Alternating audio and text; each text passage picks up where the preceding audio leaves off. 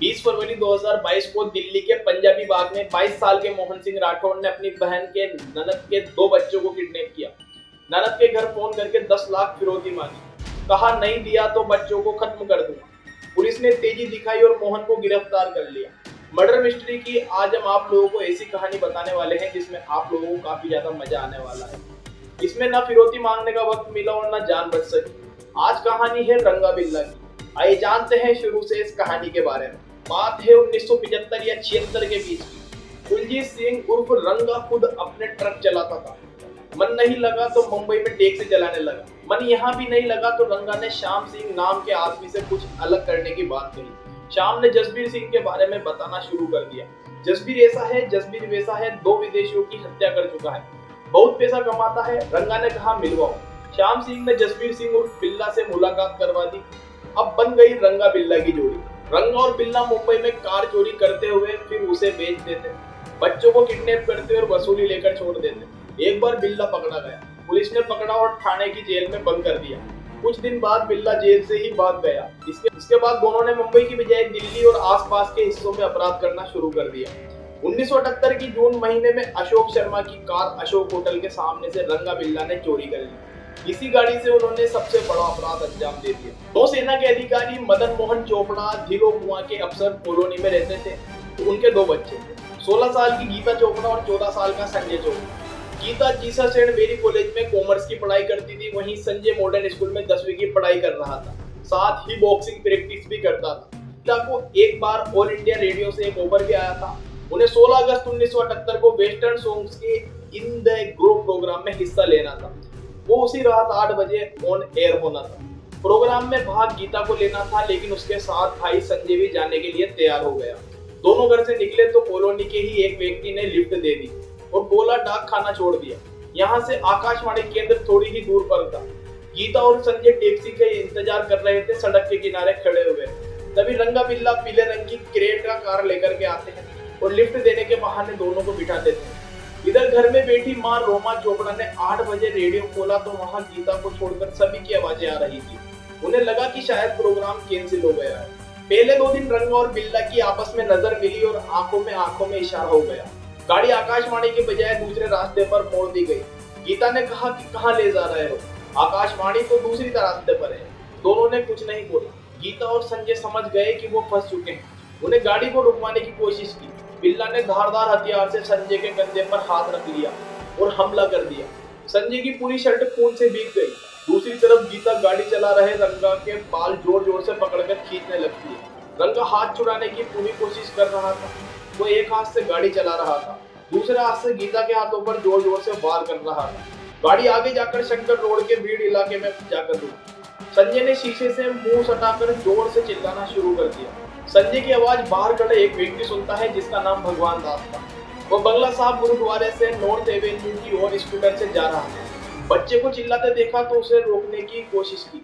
एक अन्य व्यक्ति गाड़ी से लटक गया, लेकिन रंगा ने गाड़ी नहीं रोकी। भगवान दास ने तुरंत पुलिस को सूचना दी और उन्हें बताया कि गाड़ी में 2 बच्चे बंद हैं। गाड़ी का नंबर है MRK 8930। DDA के जूनियर इंजीनियर इंद्रजीत ने भी इसी गाड़ी को देखा। उन्होंने बताया कि लोहिया अस्पताल के पास गाड़ी तेज रफ्तार से गुजरी है और आगे जाकर धीमी हुई तो मैंने देखा कि गाड़ी में 2 बच्चे चीख रहे हैं। मैंने गाड़ी रोकने की कोशिश की, लेकिन ड्राइवर सिग्नल तोड़ते हुए भाग गया। उन्होंने गाड़ी का नंबर HRK 8930 बताया। रंगा और बिल्ला गाड़ी भगाते हुए रीज इलाके में पहुंच गए। यहाँ गाड़ी रोकी और सबसे पहले संजय की हत्या कर दी। इसके बाद दोनों ने मिलकर गीता के साथ रेप किया। रेप के बाद रंगा गीता को उसके भाई की लाश की तरफ ले जा रहा था। तभी पीछे से बिल्ला ने तलवार निकाली और गीता की गर्दन पर वार कर दिया। गीता मौके पर ही मर जाती है। इनकी लाश को उठाया गया और सड़क के किनारे फेंक कर वहां से भाग जाते हैं। अब 9 बजे उनके पिता आकाशवाणी के कार्यालय पहुंचते हैं। अंदर गए तो पता चला गीता और संजय यहाँ आए ही नहीं। मदन चोपड़ा हैरान हो गए, भागकर धीला कुआं थाने पहुंचे। पुलिस से शिकायत की कि पुलिस के पास पहले ही 2 बच्चों की किडनैपिंग की शिकायत पहुंच चुकी थी। उसी वक्त SHO गंगा स्वरूप ने कोई कार्रवाई नहीं की। चोपड़ा से थाने की ही हरभजन सिंह ने कह दिया कि यह मामला हमारे थाने क्षेत्र के अंतर्गत नहीं है, बल्कि मंदिर मार्ग पुलिस स्टेशन में आता है, इसलिए आप वहां जाकर अपनी शिकायत दर्ज कीजिए। मदन चोपड़ा के ही समर्थन में नौसेना के कई और अधिकारी थाने पहुंच गए। पुलिस ने किडनैपिंग का मामला दर्ज किया और तलाश शुरू कर दी। करीब 140 पुलिस वाले 30 अलग अलग गाड़ियों से दिल्ली की अलग अलग हिस्सों में बच्चों को खोजने लगे। जब कहीं नहीं मिले तो पुलिस ने जंगलों में जांच करना शुरू कर दी। पूरा दिन पानी बरसा था, इसलिए डार्क अंधेरे में चलना मुश्किल हो रहा था। पुलिस नहीं खोज पाई। 27 अगस्त को हरियाणा और यूपी पुलिस ने भी जांच शुरू कर दी। उत्तराखंड, बिहार, मध्य प्रदेश के साथ राजस्थान की पुलिस भी गीता और संजय को खोजने में लग गई। हरियाणा पुलिस ने उस गाड़ी को खोजा जिससे सबसे पहले भगवान दास ने देखा था। ट्रांसपोर्ट विभाग ने बताया कि HR के 8930 नंबर की गाड़ी के मालिक रविंद्र गुप्ता है, लेकिन वो गाड़ी क्रेटा नहीं थी। जो गाड़ी थी उसकी हालत इतनी खराब थी कि दिल्ली तक जा ही नहीं सकती। 29 अगस्त को एक चरवाहे को लाश दिखी। उसने पुलिस को सूचना दी। दिल्ली पुलिस तुरंत पहुंच गई। सड़क से महज 5 मीटर दूरी पर लाश को बाहर निकाला गया। आसपास सर्च शुरू की तो 50 मीटर की दूरी पर एक और लाश मिलती है। पुलिस अधिकारी मदन चोपड़ा को लेकर वहां पहुंची। मदन ने देखते ही पहचान लिया कि सिर पर हाथ रखकर बैठ गए। मुंह से आवाज भी नहीं निकल रही थी। पुलिस वालों ने संभाला। पोस्टमार्टम रिपोर्ट सामने आई तो पता चला कि गीता के शरीर में 5 और संजय के शरीर में 21 गहरे घाव हैं, जो कि उनके चाकू से हुए हैं। विदेश मंत्री समझाने गए तो लोगों ने पत्थर मार दिए। लाश मिलने के बाद दिल्ली में हंगामा हो गया। लोकसभा के अंदर कांग्रेस के नेताओं ने जनता दल के खिलाफ हाय हाय के नारे भी लगा दिए। उस वक्त PM मोरारजी देसाई से इस्तीफा की मांगी गई। मोरारजी देसाई खुद पीड़ित के घर गए। उस वक्त के विदेश मंत्री अटल बिहारी वाजपेयी दिल्ली में प्रदर्शन कर रहे लोगों से मिलने पहुंचे तो किसी ने पत्थर उछाल दिया। पत्थर अटल जी को लगा और उनका कुर्ता खून से लाल हो गया। सरकार की किरकिरी हुई तो पुलिस को अलर्ट कर दिया गया। 8 सितंबर 1978 को रंगा बिल्ला कालका मेल के उस डिब्बे में चढ़ गए जिसमें सारे फौजी भरे थे। उनसे सवाल जवाब किया तो धौंस दिखाने लगे। आर्मी के एक अफसर लॉन्स नायक AB शेट्टी ने पिछले दिनों उनकी फोटो अखबार में भी देखी थी। उन्होंने पहचान लिया, तुरंत पुलिस को सूचना दी कि इन्हें गिरफ्तार करवा दिया। रंगा बिल्ला को गिरफ्तार करने के लिए स्टेशन पर करीब 100 पुलिसकर्मी सादी वर्दी में पहुंचे और वहां पहले से मौजूद थे। गिरफ्तारी के बाद केस बहुत तेज चला। पुलिस ने दोनों से अलग अलग पूछताछ की। DNA जांच हुई। सारे सबूत और DNA रंगा बिल्ला से मैच कर गए। सेशन कोर्ट ने दोनों को फांसी की सजा सुना दी। रंगा बिल्ला ने दिल्ली कोर्ट में याचिका दायर की। 26 नवंबर 1979 को हाई कोर्ट ने फांसी की सजा सुना दी।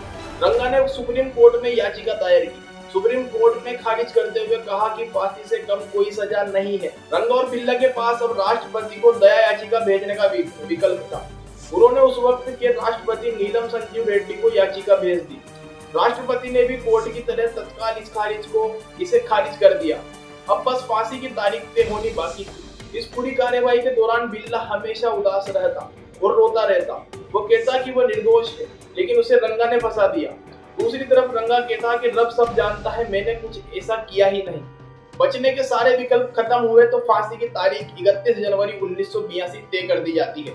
फांसी देने के लिए मेरठ के कालू जल्लाद और फरीदापुर से फकीर को बुलाया जाता।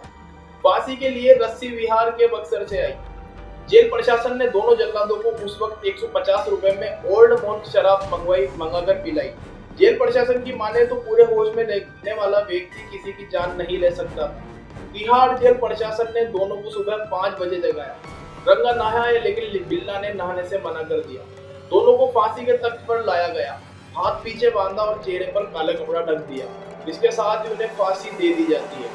2 घंटे बाद जब डॉक्टरों ने चेक किया तो बिल्ला मर चुका था, लेकिन रंगा की नाड़ी चल रही थी, क्योंकि उसने फांसी के वक्त सांस रोक ली थी। एक कर्मचारी फांसी के तख्त के नीचे उतरा और उसने रंगा के पैर खींचे। बिल्ला और रंगा के घर वालों ने अंतिम संस्कार के लिए लाश लेने से मना कर दिया।